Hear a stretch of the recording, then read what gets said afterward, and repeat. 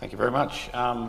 Thank you. Today I'm going to be talking about our research assessing South Australian carbon offset supply.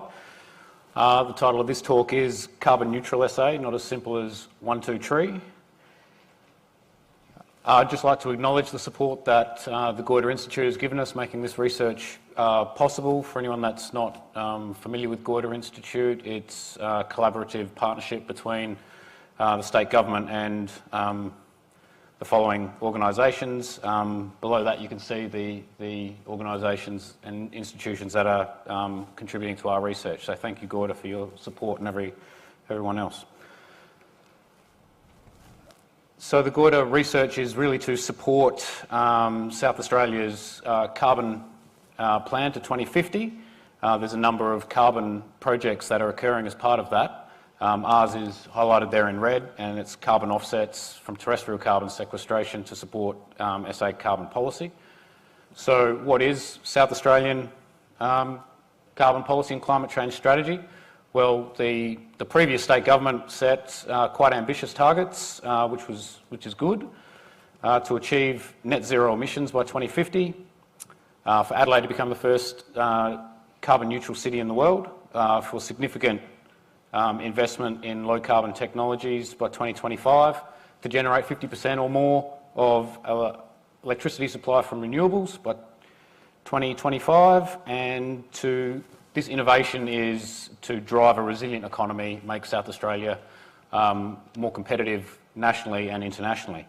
However, without a full switch to renewables and electrification of the transport system and measures like that, offsets are probably going to be necessary from land-based sequestration to offset residual emissions. So to support the feasibility of carbon neutral SA and carbon neutral Adelaide, the government's commissioned a number of reports, one being the low carbon economy expert panel, and one of the quotes within that, within one of their reports was that using 37% of the total carbon forestry potential in South Australia, we could offset all residual emissions in South Australia by 2050.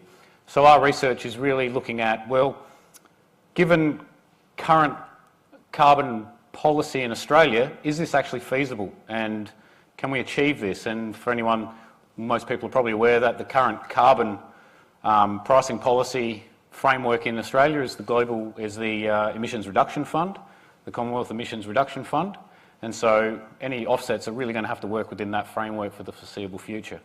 So our research activities are to provide additional detail to earlier consulting given to the South Australian Government, which has suggested that around 39 million tonnes of CO2 equivalent could potentially be sequestered from SA carbon farming by 2050 to provide scientifically and economically validated CO2 abatement and cost estimates, and to use this information to help inform policy and policymakers direct their abatement activities.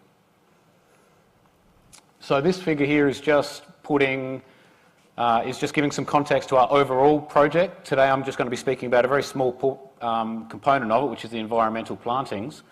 You can see that there are a number of ERF, Emissions Reduction Fund methodologies. These are methodologies that are currently approved by the federal government. At the next ERF auction, you could put in a bid to sequester carbon under one of these methodologies, and if your price was low enough, then you would be funded to provide that abatement.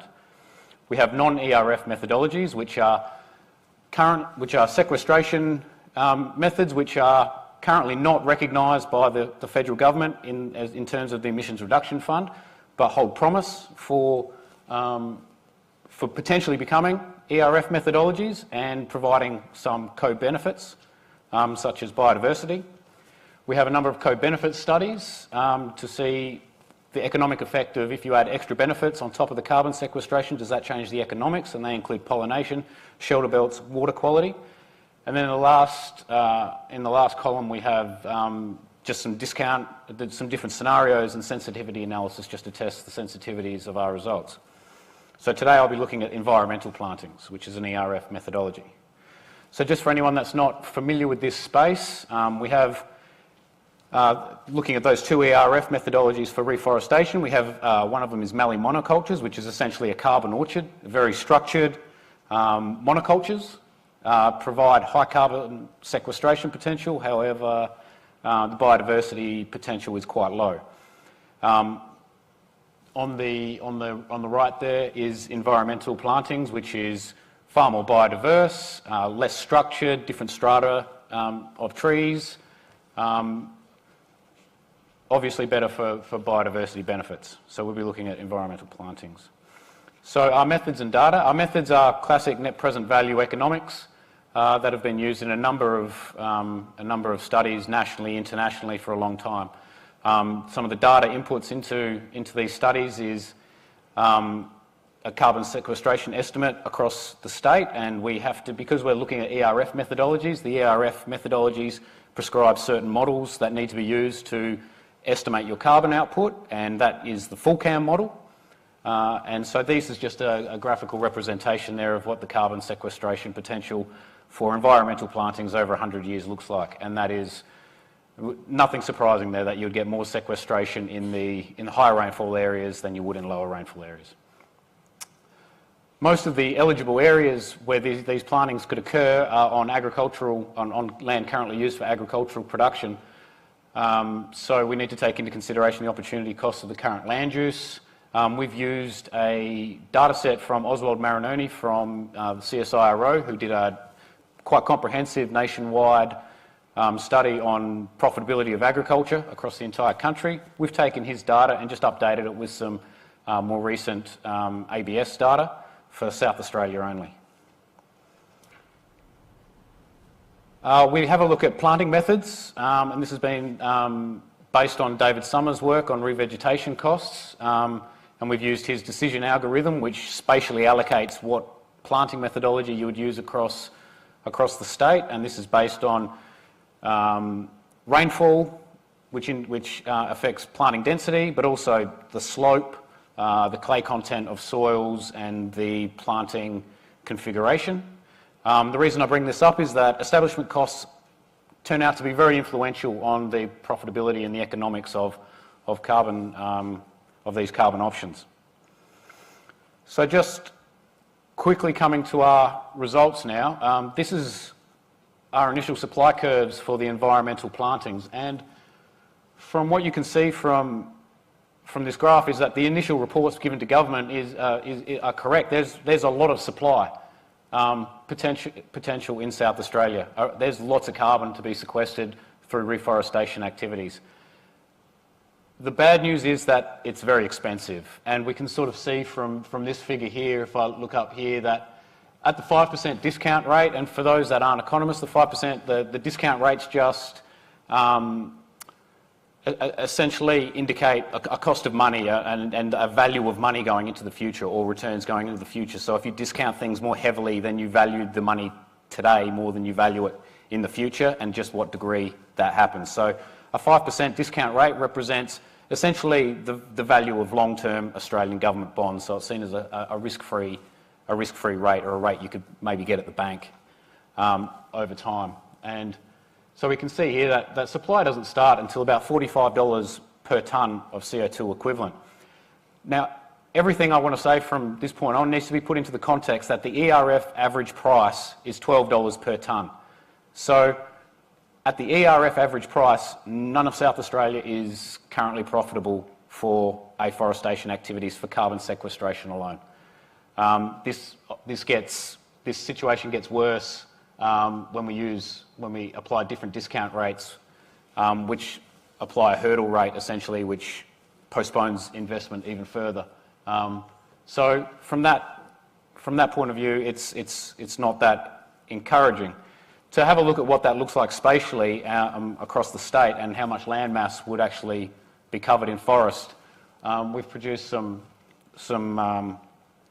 graphical representation. So this is the South Australian Murray-Darling Basin Natural Resource Management Zone, and on the left there you can see the rainfall in the area, the high rainfall areas being on the eastern Mount Lofty ranges. The middle graphic there is the agricultural opportunity cost across that area. That sort of represents all of the eligible land that could be reforested under this ERF methodology. And then on the right, we see the economically viable areas between $50 and $100 per tonne of CO2 equivalent. As you can see, not much of the study area is viable for replanting, even under a price of $100 per tonne. And you'll see that the distribution of that is really hugging the high rainfall areas of that NRM region. It's kind of counterintuitive, because you would think, oh, we've got lots of area out in the Mallee that is poor agricultural, has poor agricultural productivity, represents a low opportunity cost, maybe lower carbon as well, but why aren't we planting trees out there? Surely we could take that out of production, is a argument often put. And it turns out that even though the establishment costs are lower out in those areas, it's actually the establishment costs are very prohibitive, because they don't, the carbon sequestration rates in those areas don't compensate for the high establishment costs in those areas. So that's why we don't see anything in the middle and the northern areas of that NRM region. To contrast that further, we can have a look at the southeast NRM region there, and you can see once again rainfall and agricultural opportunity cost. You can see from that graphic there that the agricultural opportunity costs in this area are quite high. It's a wet area, good agricultural productivity at between $50 and $100 per tonne of CO2 equivalent.